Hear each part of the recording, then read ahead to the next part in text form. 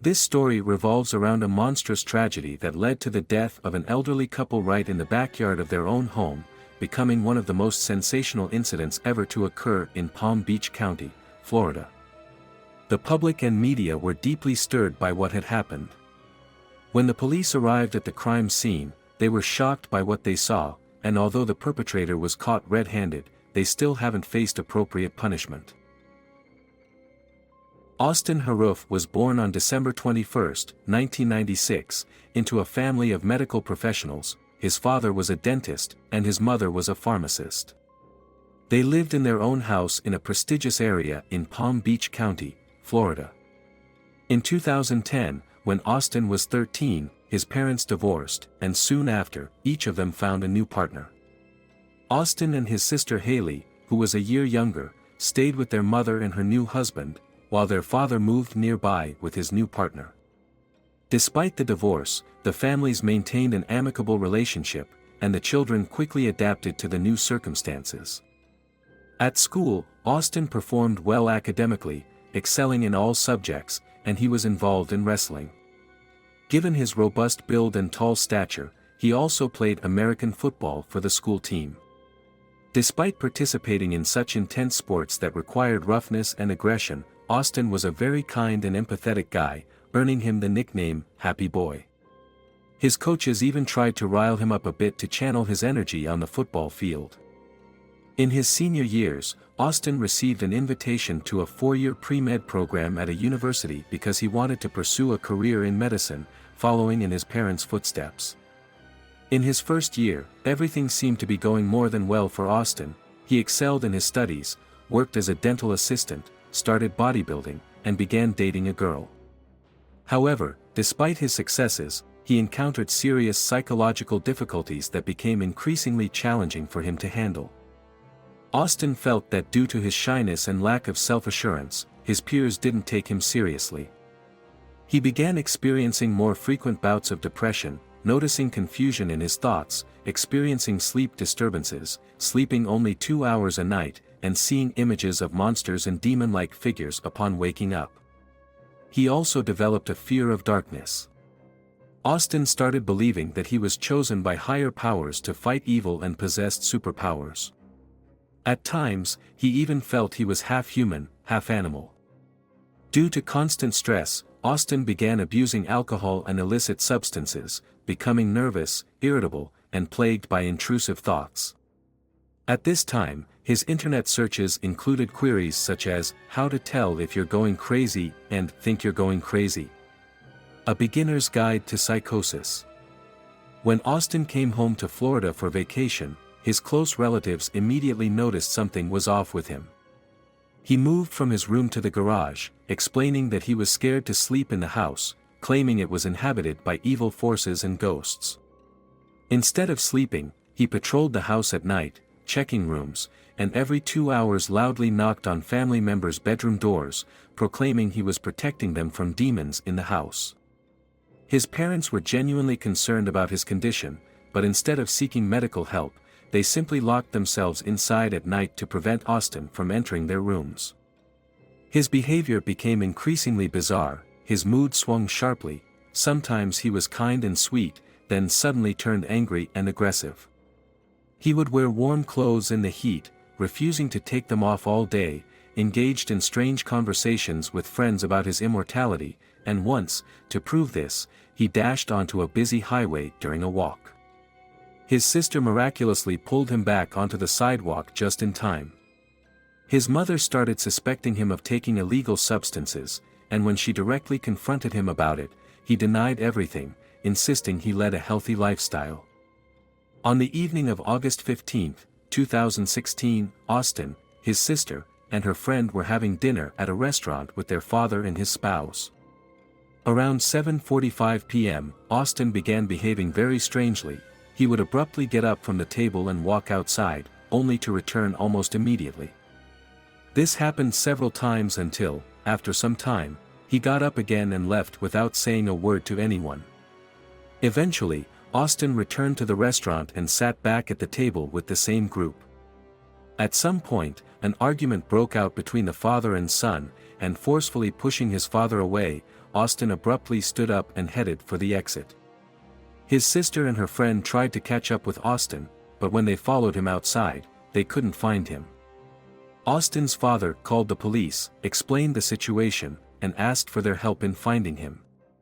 That same evening, a call for help was made to the 911 service by Jeff Fisher, reporting an attack by an unknown young man on him and his neighbors, Michelle Mishkin and John Stevens. The police arrived at the scene within minutes, their sirens blaring as they pulled up close to the cars parked at the Stevens home. Officer Kristen was the first to step out of the car and circle around them, freezing in shock. Sheriff's Deputy Dan attempted to approach the cars from another angle but found it impossible due to the ground being covered in blood.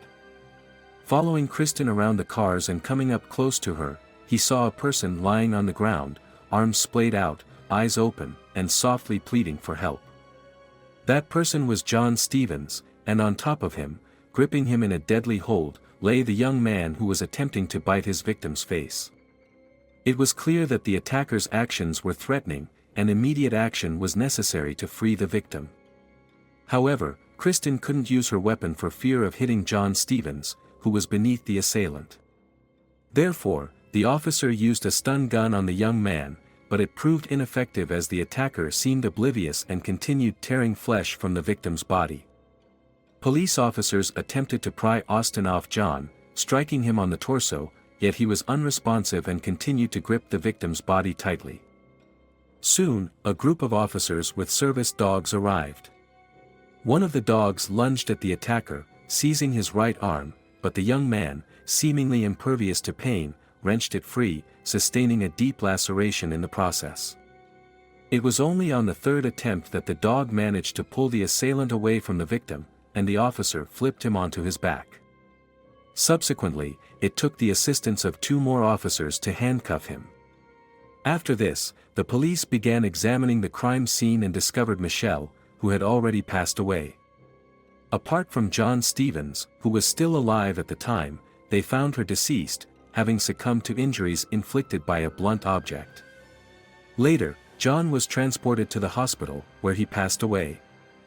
He had numerous stab wounds, but the primary cause of blood loss was from facial injuries. The police began investigating the circumstances leading to the tragedy. They examined the crime scene and, before taking the injured Jeff Fisher, who had called the police and was also the victim of the attack, to the hospital, they interviewed him. Jeff recounted that it was late in the evening, and he was preparing to go to bed when he heard strange noises coming from the lawn of his neighbors across the street through an open window. He heard a woman's heart-wrenching scream, got dressed, and rushed outside. Shortly before this, 53-year-old Michelle Mishkin was sitting on her open terrace facing the street, watching TV, while her 59-year-old husband, John Stevens, was out walking the dog. As Jeff dashed out of his house, he headed straight for the neighbor's house. Approaching closer, he saw a fairly large-built young man banging on the door of a car parked on the driveway. On the open terrace, the neighbor witnessed Michelle standing opposite the assailant, frozen in horror. At that moment, the young man grabbed the woman, threw her to the ground, and began kicking her. Jeff ran up close to the attacker, attempting to push him away from the woman, but at the last moment, the assailant evaded the attempt and struck Jeff in the face. Despite this, Jeff managed to stay on his feet and struck the attacker, causing him to fall to the ground, injuring his face and drawing blood. As he got up, enraged by the pain, the attacker pulled out a knife and stabbed Jeff. Altogether, the assailant stabbed Jeff approximately 5 times in the face, neck, and back. Wounded, Jeff decided to distract the attacker by running as fast as he could back to his own house, thinking the attacker would follow him. Once inside, Jeff locked all the doors and called the police. Hoping he had momentarily diverted the attacker's attention from Michelle, Jeff waited for the police to arrive, listening to the sounds coming from the street. However, the only thing he could hear were sounds resembling growls and grunts of some animal. Soon, the police identified the assailant, none other than 19-year-old Austin Harrouff. After leaving the restaurant, he walked about 4 miles and attacked Michelle Mishkin, who was at that moment on the open terrace of her house. Detectives speculated that at the moment when the neighbor ran to call the police, Michelle's husband, John Stevens, returned from walking the dog and, upon seeing the attacker, tried to save his wife but became a victim himself. After the police subdued Austin, he suddenly lost consciousness and was rushed to the hospital, where he slipped into a coma for 11 days. Doctors suspected he might have ingested certain chemicals affecting his body, but toxicology tests on his blood found nothing. 2 months later, he was discharged from the hospital and placed in custody pending investigation. During questioning, Austin's statements were incoherent. He sometimes claimed he couldn't remember anything from that night, while at other times, he rambled about seeing zombies on the road and using a knife in self-defense. He mentioned constant hallucinations of ghosts, demons, and voices in his head. A psychiatric evaluation determined that Austin was in a severe psychotic state during and after the attack. Forensic psychiatrist Dr. Philip Resnick at the University Hospitals of Cleveland in Ohio confirmed that Austin Harrouff suffers from bipolar disorder, acute manic episodes with psychotic symptoms, and clinical manifestations of lycanthropy, also known as werewolf syndrome. While in prison, Austin gave an interview to TV host Phil McGraw, better known as Dr. Phil, expressing deep remorse for the incident. He cried and expressed regret for taking the lives of 2 innocent people, hoping the victims' families could forgive him. Austin faced charges of first-degree murder in the deaths of Michelle Mishkin and John Stevens, as well as attempted first-degree murder for the attack on Jeff Fisher. A trial was anticipated, but a judge decided to place him in a psychiatric facility until medical professionals determined he was no longer a threat to society. The decision shocked the public and the victims' families, as they hoped Austin Harrouff would soon face legal accountability. Yet, the judge's ruling delayed the judicial process until it was determined that Austin was not a danger to society. Only 3 years after the incident, on November 6, 2019, the first hearing in the case of the murders of Michelle Mishkin and John Stevens took place. Austin Harrouff, who had been under forced treatment for schizophrenia, appeared. Surprisingly, the court couldn't reach a final decision on his guilt, and he remains in prison, awaiting the next hearing. Austin's father, Wade Harrouff, shared that a few days before the incident, his son had been behaving strangely, talking about being pursued by demons. Wade concluded that his son likely suffered from an inherited mental illness, as they had relatives who struggled with schizophrenia. Perhaps, if the family had sought qualified medical help in time, such a heinous crime might not have occurred.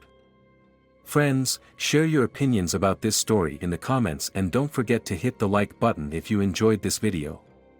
Thanks for watching.